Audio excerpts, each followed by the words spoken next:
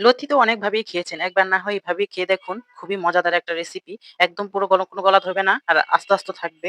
খুবই অসাধারণভাবে দেখাচ্ছি। দেখতে যেমন লোভনীয় হয়েছে, খেতে কিন্তু স্বাদে ভরপুর। চলুন দেখে নেওয়া যাক কিভাবে রেসিপিটা করেছি। আসসালামু আলাইকুম এভরিওয়ান। এখানে আমি চিকন লতি নিয়ে নিয়েছি। এগুলো আমি এখন টেলে নিবো। ভালো করে কেটে দিয়ে পরিষ্কার করে নিয়েছি। এখন আমি এগুলো ভালোভাবে টেলে নিচ্ছি। টেলে নিলে কি গলা ধরে না। নাহলে কিন্তু গলা ধরে। এর জন্য রান্নার আগে একবার হলে একটু হালকা একটু টেলে নিবেন। আমি এগুলো চিকন লতিগুলো দিয়ে আমি চিংড়ি মাছ দিয়ে রান্না করব। মোটা লতির চেয়ে চিকন লতি কিন্তু খেতে খুবই ভালো লাগে।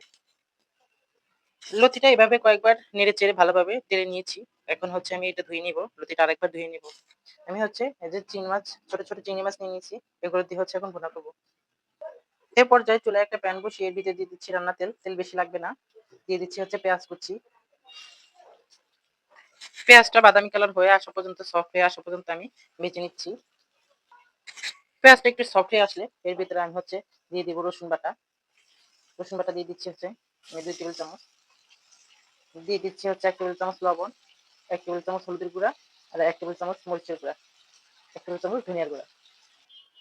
এখন মসলাটা ভালোভাবে মিশিয়ে একটু সামান্য পরিমাণে পানি দিয়ে দিব যাতে মসলাটা না পুড়ে যায়। মসলা পড়লে তেতো লাগবে খেতে।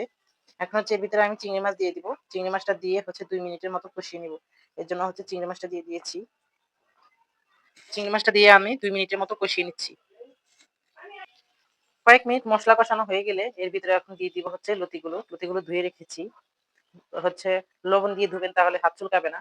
তো এখন আমি লতিটা দিয়ে 2 মিনিটের মতো আবার কষিয়ে নিব। এর জন্য ভালোভাবে নেড়ে-চেড়ে একদম মিশিয়ে দিচ্ছি। লতি খেলে ক্ষতি নাই, এ কথার ভিত্তি নেই।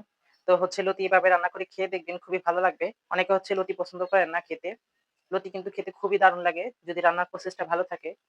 তো এখন আমি এভাবে 2 মিনিটের মতো আবার কষিয়ে নিব। এভাবে রান্না করলে গলা ধরবে না। আশা করি আপনাদের ভালো লাগবে ভিডিওটি। তো 2 মিনিট কষানো হয়ে গেছে। এখন আমি নেড়ে-চেড়ে আমি এর ভিতরে পানি দিয়ে দিব পরিমাণ মতো। পানি বেশি লাগবে না। অনেকে লতিতে পানি বেশি দিয়ে দেয়। তারপর লতিটা গলে যায়, লোট হয়ে যায়। এর জন্য রান্নার প্রসেসটা এভাবে দিয়ে দিবেন যাতে সবাই খেতে পারে, খুব পছন্দ করে। পানির ঝোলের পরিমাণ একটু কম দিতে হবে। তাহলে লতিগুলো আস্তে থাকবে, খুব সুন্দরভাবে সিদ্ধ হবে। এখন আমি ঢাকনা দিয়ে ঢেকে ৫-৬ মিনিটের মতো রান্না করে নিব। খুব সহজভাবে সুন্দরভাবে সিদ্ধ হয়ে যাবে। ৬-৭ মিনিট রান্না করে নেওয়ার পরে ঢাকনাটা তুলে দেখছি কেমন হয়েছে। অলরেডি সুন্দরভাবে সিদ্ধ হয়ে গেছে, একটাও ভাঙেনি। আমি আলতোভাবে নেড়ে দিচ্ছি। কত সুন্দর লোভনীয় হয়েছে দেখেন, কালারটা কত সুন্দর চলে আসছে। একদম এই লতিটা এভাবে খেলে কিন্তু একদম গলা ধরবে না। খেতে খুবই দারুণ লাগে। আপনারা চাইলে ইলিশ মাছের মাথা দিয়েও রান্না করতে পারেন। চিংড়ি মাছ দিয়েও ভালো লাগে, ইলিশ মাছের মাথা কানকড়া দিয়েও রান্না করতে পারেন। খুবই দারুণ হয়। এখন আমি আরেকটু ঝোলটা নিয়ে নিব।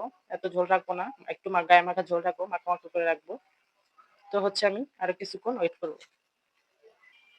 তো এই যে আমার লতি রান্না হয়ে গেছে। তো এই যে একদম মাখো ঝোল রেখেছি। ভিডিওটি যদি ভালো লেগে থাকে তাহলে লাইক, কমেন্ট, শেয়ার এবং সাবস্ক্রাইব করতে ভুলবেন না কিন্তু।